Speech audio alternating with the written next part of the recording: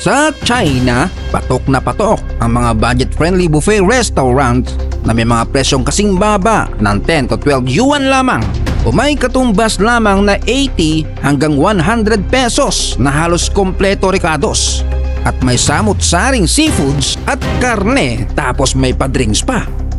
Abay, napakamura. Pero yun lang, mapapamura ka na naman kapag nalaman mo ng mga pagkaing inihahain at inaalok sa'yo ay mga botsang karne na imbalsa mong gulay, prutas na nakakautas at inuming kung saan-saan nanggaling.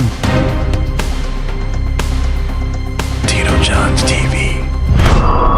Ibinulgar ng isang insider ang mga nakakagulat na katotohanan sa likod ng mga murang pabogji na ito. Isang video mula sa taong ito na nagngangalang Dulin ay ichiniga niya ang isang pabrika ng mga inumin na nasa industriya na ng 3 taon. Sa kanyang vlog ay ibinulgar niya mga sikreto ng mga abot kayang buffet na ito kung bakit kaya nila magbigay ng libreng pantulak sa baradong lalamunan. You've probably never had such cheap drinks, right? Only 30 cents a bottle. Plus, these drinks are about to expire in just over a month. That's the secret weapon of these cheap buffets. Free drinks? Can they be any good? Can you even see the expiry date on those drinks? I don't need to say much more. Everyone gets the gist. Heto pa ang diskarte ng mga negosyanteng mangguguyo para mabawasan ang kanilang ilalabas na puhunan. Pinipili ng ilang negosyante ang mas murang mga produkto gaya ng dead ball ng alimango na hilig nilang lantakan at pinag-aagawan.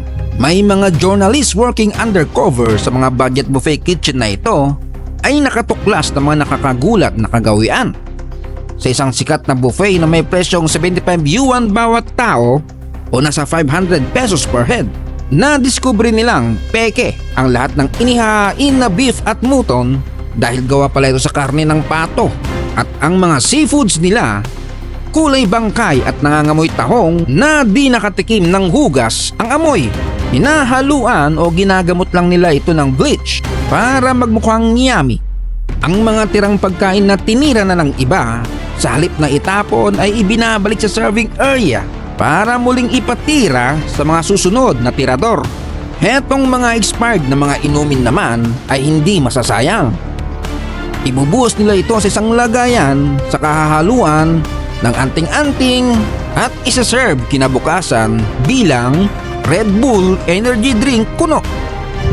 Ang mga industry insiders ay nagsiwalat ng mga nakakagulat na katotohanan kung bakit mura mga buffet na ito. Ang isang pangunahing dahilan ng mababang presyo ay napakababang halaga ng kanilang mga ingredients. Mga pagkaing dagat tulad ng alimango, hipon, tulya at iba-ibang isda na frozen ay nabibili nila sa mababang presyo. Ang pakyawan na presyo para sa naturang seafoods ay mula 50 pesos hanggang 80 pesos bawat kilo na talaga namang abot kaya. Ang mga coastal buffet ay kadalasang nakakakuha na mas murang deal para sa seafood. Ang ilan ay gumagamit pa ng mas lumang frozen seafood upang mas mabawasan ang mga gastos. Kahit na makaubos ka ng 1 hanggang 2 kilo ng seafood ay ayos lang sa kanila.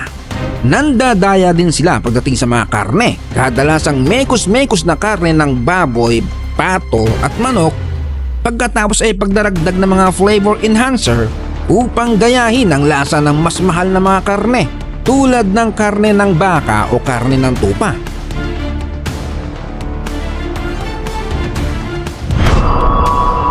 Ipinapakita ng video na kapag niluto ang karne ay lumalabas ang kulay gray na foam at hindi siya amoy karne ng tupa.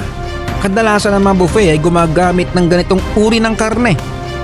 Ang mga bola-bola na inihahain sa mga buffet na ito ay hindi gawa sa purong karne.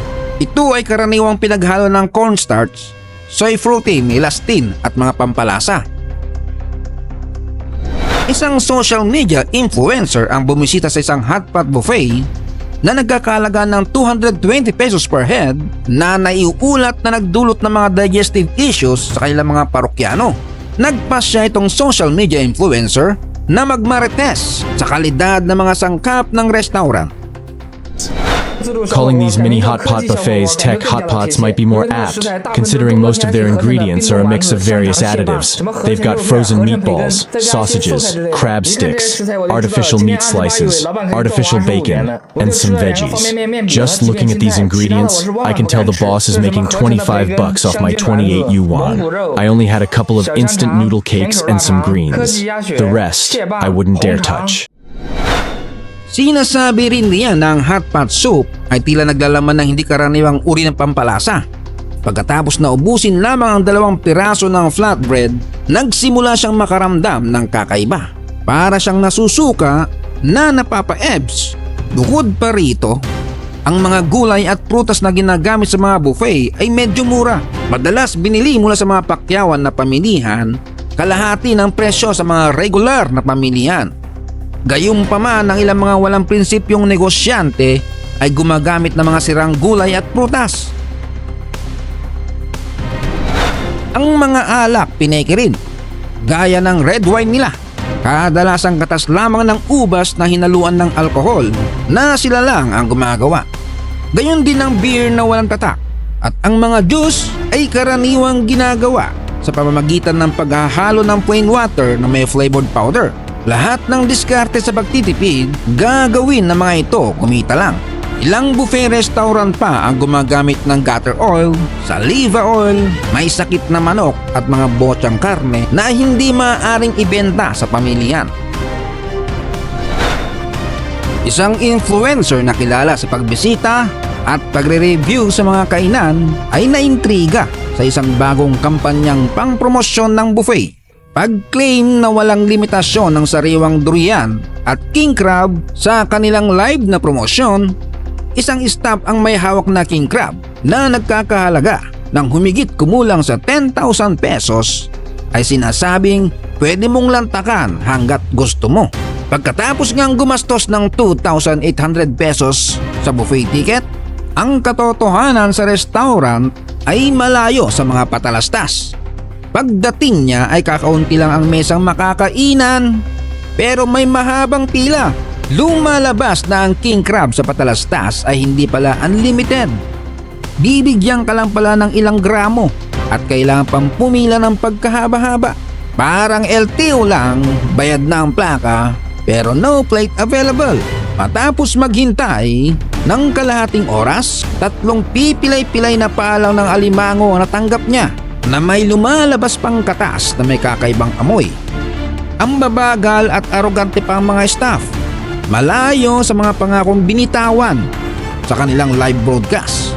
Hindi mahanap ng influencer ang napromote na si Urchin at ang mga mamahaling pagkain ay limitado lang at kailangan pang pumila. May iba pang mga issue na naramdaman ng mga customer. Mabilis silang mabusog kahit tomgood sa tomgood silang pumasok. Dahil meron pala silang hindi kilalang substance na ini-spray at pinapahid sa mga pagkain para makaramdam agad ng umay at pagkabusog kahit wala pa gaano laman ng tiyan. For the sake of everyone's health, I'm sharing my experience in distinguishing the freshness level of buffet food. The fish I'm holding here are the easiest to fake. This one is supposed to be sea bass. The top part is chub mackerel. The bottom is the skin of a mackerel, dyed and artificially combined. This yellow one here, just dyed yellow, tastes sour. This is a rainbow trout. Salmon is generally larger with thicker flesh and coarse fatty streaks, while rainbow trout has more chaotic flesh patterns and lacks fatty content. This one they call trout, but it's actually tilapia. It looks a bit like snapper due to its flesh color, but it's freshwater fish and not safe to eat raw. It can have parasites and cause diarrhea. It's been treated with chemicals. Using freshwater fish as a substitute for sea fish shows a lack of ethics. See these scallops? They only let you take 2 at a time. But this isn't real scallop meat. It's bought and then placed in the shell. These shells are so clean. I bet they recycle and reuse them. This chicken soup is clearly concocted. It lacks any real chicken flavor.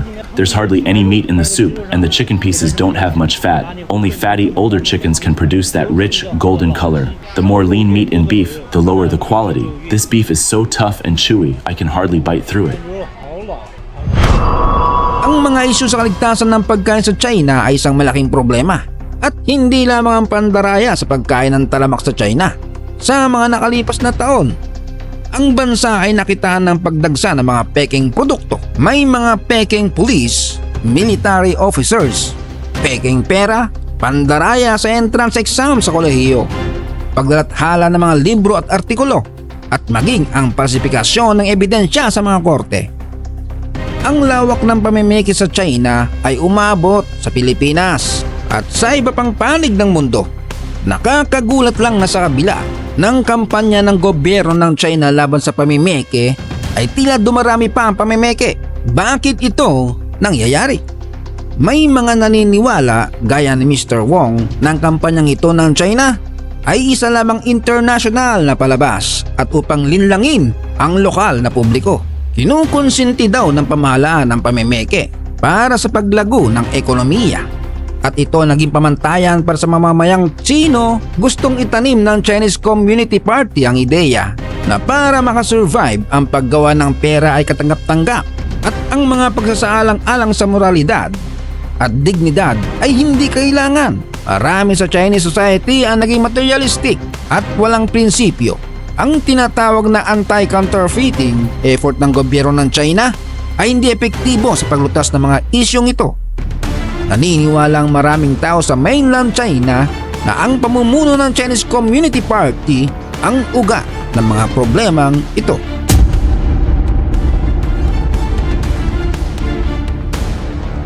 Ano ang masasabi mo tungkol dito? Isang mabilisang shoutout sa ating masugid na taga-suporta na si Rocky B 8780 na palaging nag-aabang sa ating mga video at isa sa mga nangunguna nating subscriber na si Dandre Pasqua. At bago ka magutom, ay suportahan ang Tito John's TV channel sa pamamagitan ng pag-like sa video na ito at pag-subscribe. Salamat sa mga nanonood at sumusuporta hanggang sa muli.